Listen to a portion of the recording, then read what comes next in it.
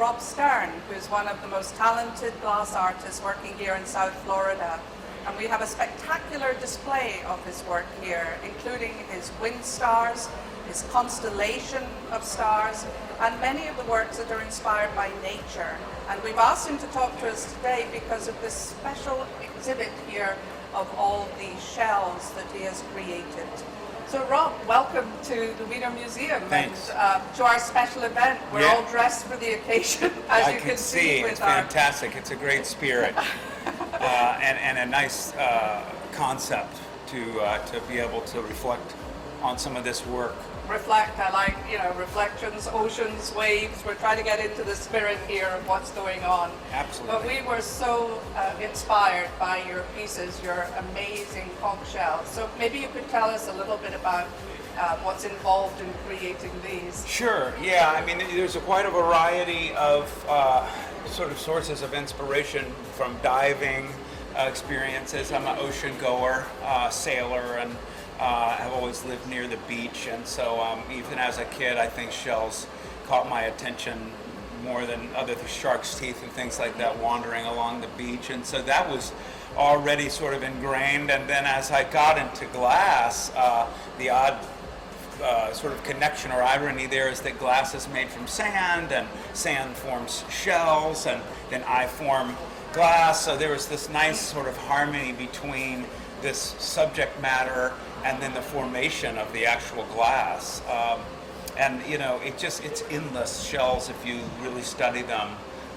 They're homes, for animals. There's a lot of different applications, and obviously they've been used in art in so many ways for centuries. So this is kind of an homage to my love and affinity for the ocean, but also this really kind of unique capability that the glass has to take on that shell form just through the nature of the way we blow and form the glass.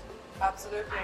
And we are here partly because we are great supporters of the Ocean Rescue Alliance, particularly the 1,000 Mermaids project. So that is what really got behind and inspired this event, because we realize how important it is to help save the coral reefs, particularly here in Florida. And you're a Florida boy, born and bred, so you'll know how important the ocean environment is to everybody here. So that's really how this event got going, and we started to look at all the fabulous decorative arts, the fired arts that are inspired by our marine environment, and you were the perfect fit with your work.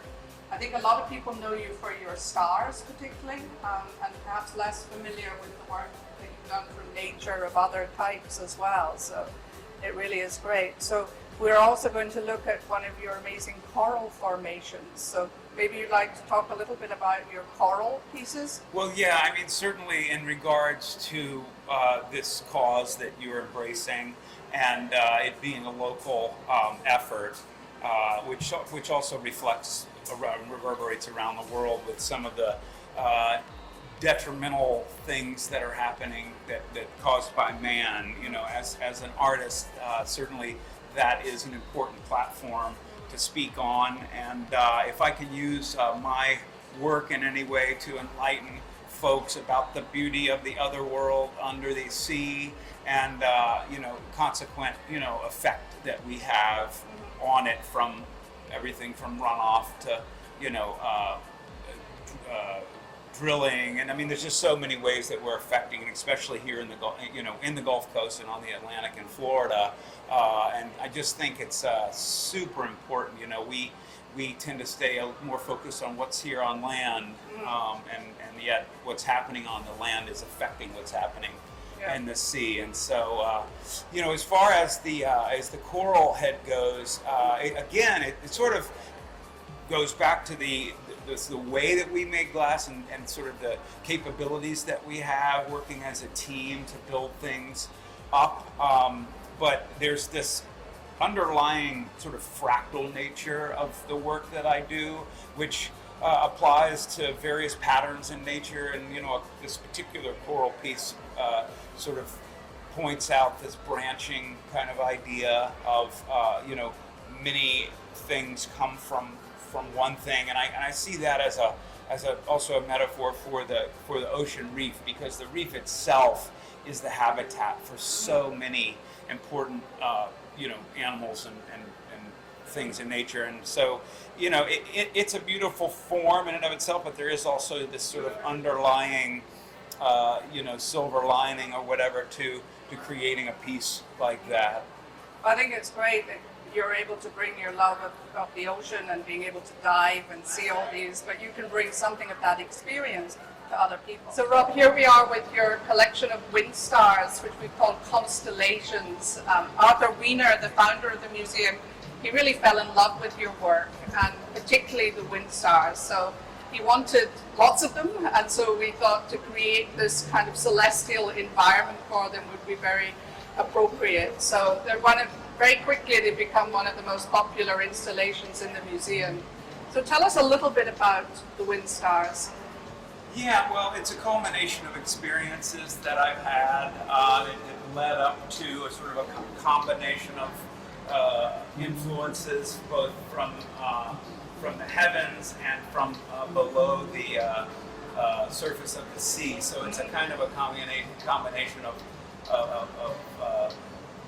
concepts. But I have been working to try to realize this piece that was both sort of formed by man and simultaneously formed by nature, which has obviously been a theme in Chihuly's work, so a huge influence, of course, in finding that interesting concept between what is man-made and what is created by nature. So this structural infrastructure of geometry, then in combination with this sort of amorphous flowing of that water has or wind has, I found a nice balance and sort of a happy spot to create these pieces from. And your name itself, Stern, German for star. That's right, yeah, so certainly that plays into it. And I will say these pieces came directly from an inspiration from my father, who was an avid stargazer and had me peering into the stars since I was a youngster. Yeah. And so certainly, like the shells, I mean, it goes back into the history of what sort of makes up me and my artistic efforts.